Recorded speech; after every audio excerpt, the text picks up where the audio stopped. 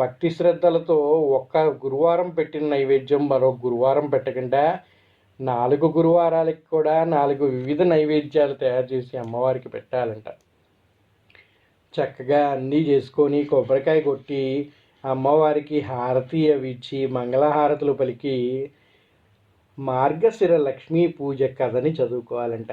ఈ వ్రతానికి సంబంధించిన ఒక కథ ఉంది. అది చదువుకొని అమ్మవారి అక్షతలను శిరస్సును ధరించాలంట. లక్ష్మీ పూజ మార్గశిర నెలలో అన్ని గురువారాల్లో చేస్తారు.